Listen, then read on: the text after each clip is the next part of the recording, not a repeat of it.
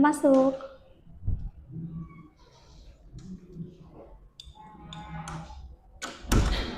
Ibu boleh silakan duduk.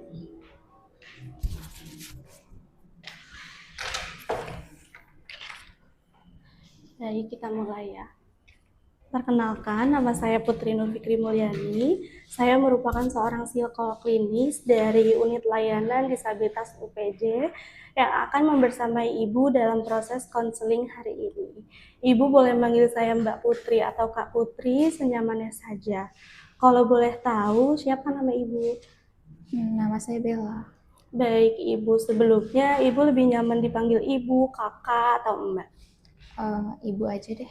Baik, Ibu Bella, sesi ini akan berlangsung sekitar 20 menit. Di sini kita bisa membahas apapun yang ingin Ibu ceritakan. Saya di sini untuk memahami, mendengarkan, dan membantu Ibu dalam menemukan perspektif atau solusi yang sesuai dengan kebutuhan Ibu. Sebelum kita mulai, saya ingin menyampaikan bahwa semua yang Ibu ceritakan akan bersifat rahasia. Namun jika ada situasi yang membahayakan Ibu maupun orang lain, saya memiliki kewajiban profesional untuk mengambil langkah yang diperlukan demi keselamatan bersama. Apakah Ibu menyetujui dan memahami hal tersebut? Iya, saya setuju dan memahaminya. Baik, Ibu. Berikut ada inform consent yang berfungsi untuk mengatur segala hal dalam sesi konseling ini. Terdapat peraturan dalam konseling ini di dalam informasi tersebut. Silakan Ibu baca terlebih dahulu. Setelah itu Ibu bisa tanda tangan di bagian sini. Saya baca dulu ya.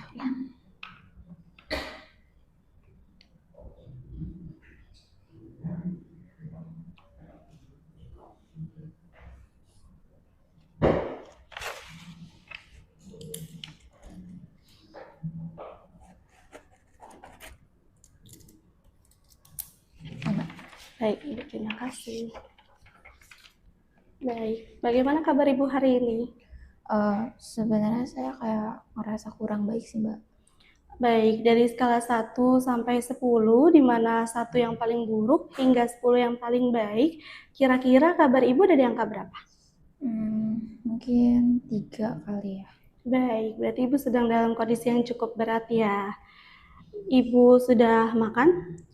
Saya nggak nafsu makan, Mbak. Jadi saya makannya cuma sedikit tadi. Baik, Ibu. Mungkin Ibu bisa mulai menceritakan bagaimana kondisi Ibu sama ini atau apa yang sedang Ibu pikirkan belakangan ini? Sebenarnya saya ngerasa bingung sih, Mbak, mau cerita dari mana. Karena kan Mbak lihat nih, saya habis bonyok-bonyok gitu kan. Saya tadi habis subuh, habis cekcok gitu sama suami saya dan dia kasar sama saya. Baik, Ibu, dari apa yang Ibu ceritakan, sepertinya ada banyak hal yang Ibu simpan sendiri dalam rumah ya. Saya di sini siap untuk mendengarkan. Agar saya bisa memahami situasi yang lebih jelas, Ibu bisa menceritakan bagaimana kondisi pernikahan Ibu selama ini dan apa yang Ibu alami dalam rumah. Sebenarnya saya lagi banyak tekanan sih, Mbak, di rumah. Jadi suami saya itu kayak sering marah-marah sama saya gitu kan, sering mukul saya gitu.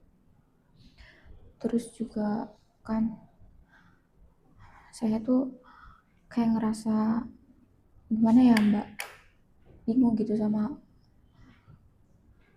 hubungan saya sama suami saya gitu. Baik. Terus kan ini saya sudah menikah ya, saya pernikahan kedua saya gitu, dan sebelumnya suami saya tuh sudah menikah 2 kali. Oke.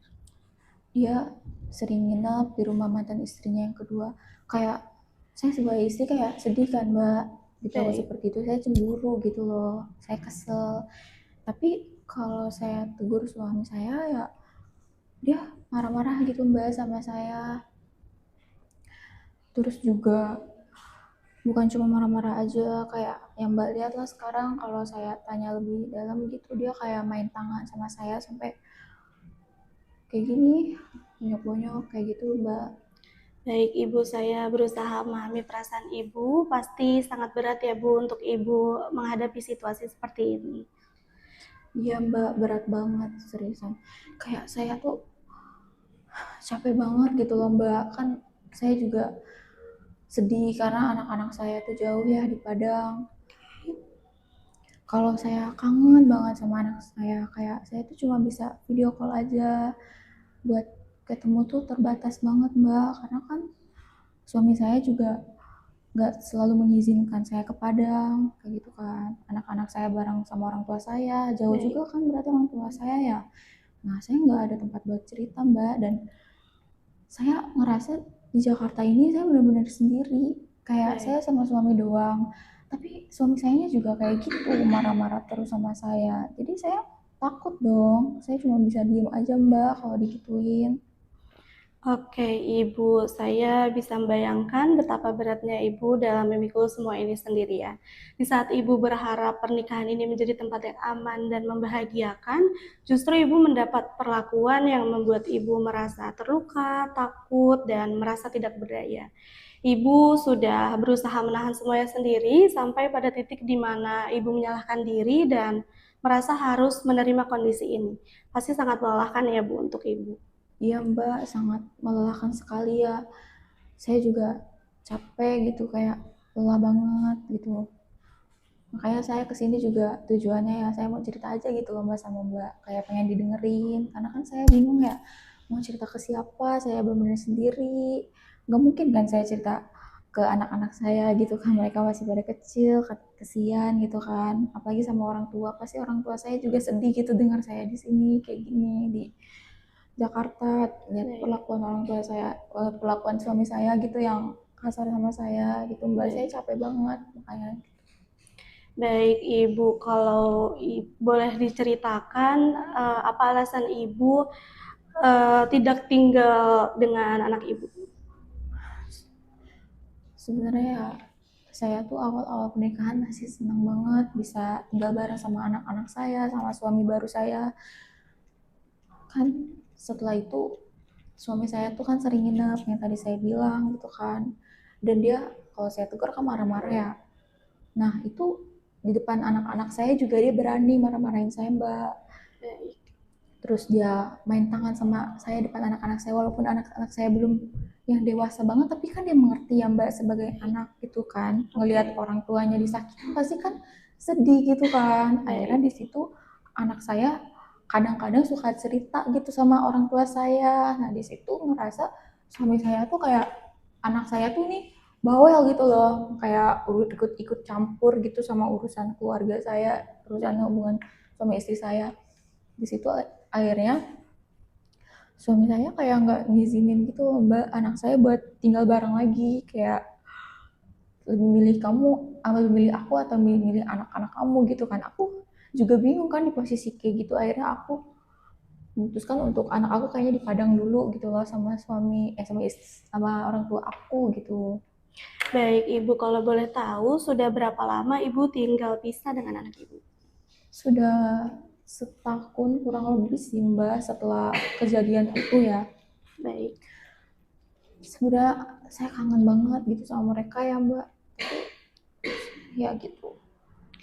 baik, Ibu. Jadi sejauh ini Ibu menceritakan bahwa sejak pernikahan suami masih sering menginap di rumah mantan istrinya dengan alasan menemui anak.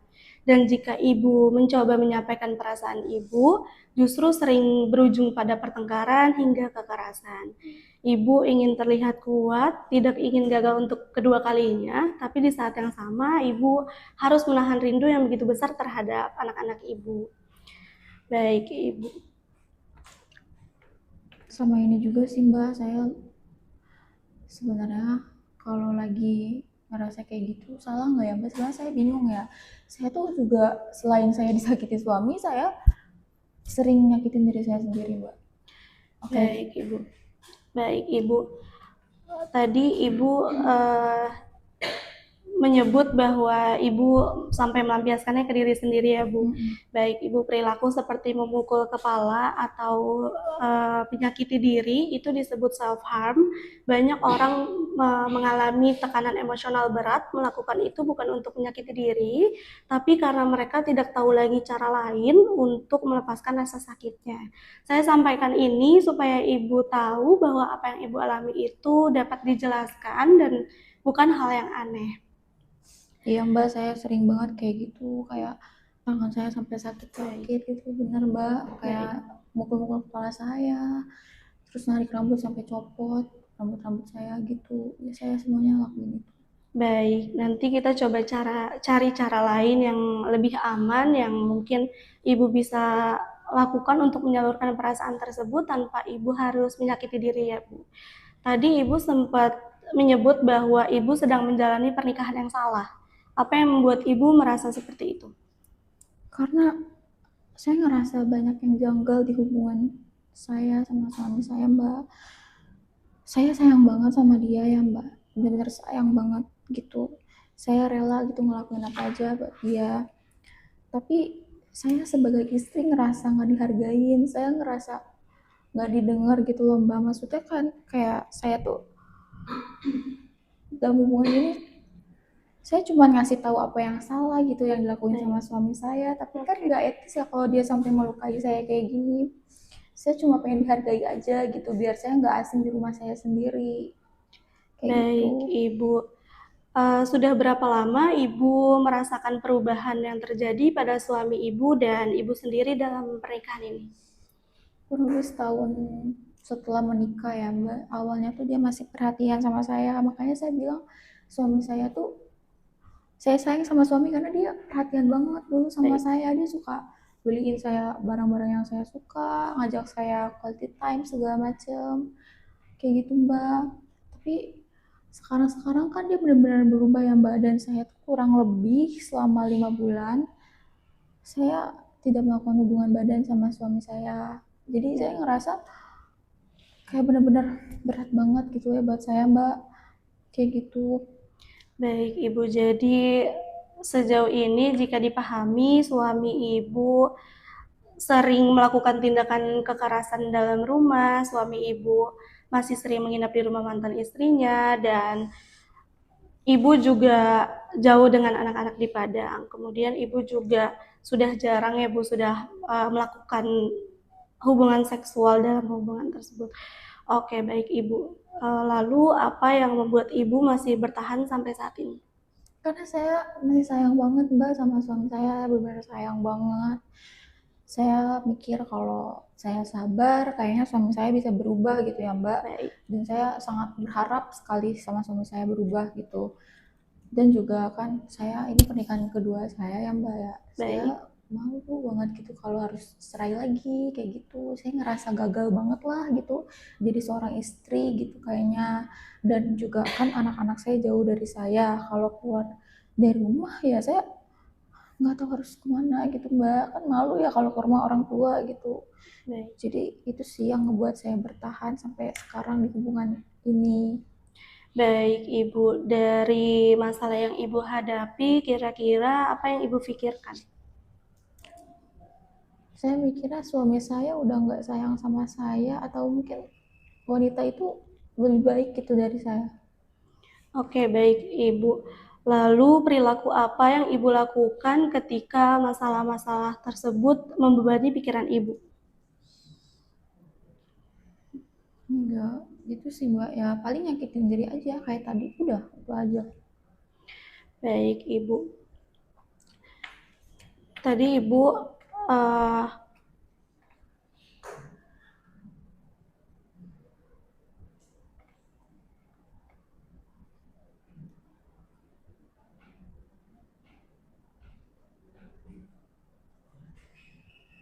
Baik, Ibu, tadi Ibu sempat bilang bahwa saat semuanya terasa terlalu berat, Ibu sampai melampiaskannya ke diri sendiri ya, Bu.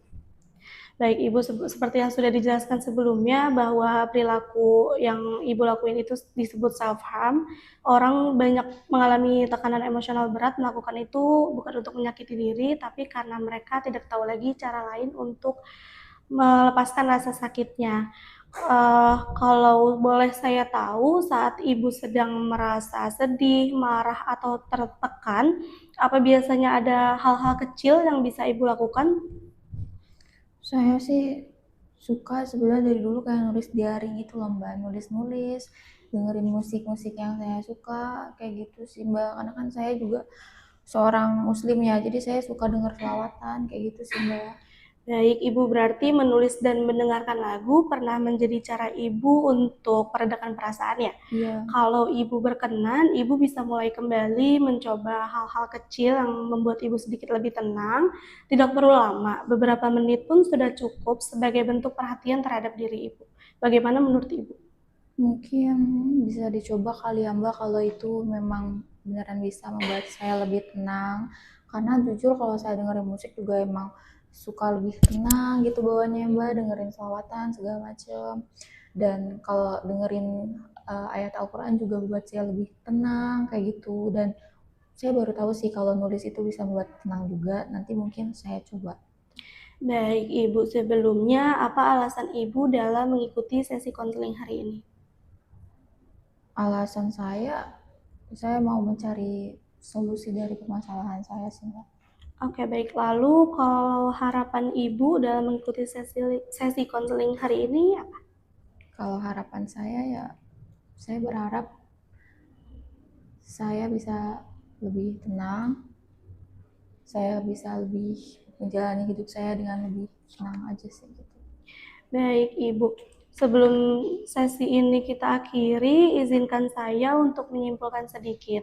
Hari ini Ibu menceritakan bahwa sejak pernikahan Ibu mengalami perlakuan kasar dari suami Ibu, kemudian tekanan yang Ibu alami dalam pernikahan, kemudian rasa rindu yang begitu besar terhadap anak-anak, serta betapa beratnya Ibu dalam menghadapi semua ini sendirian.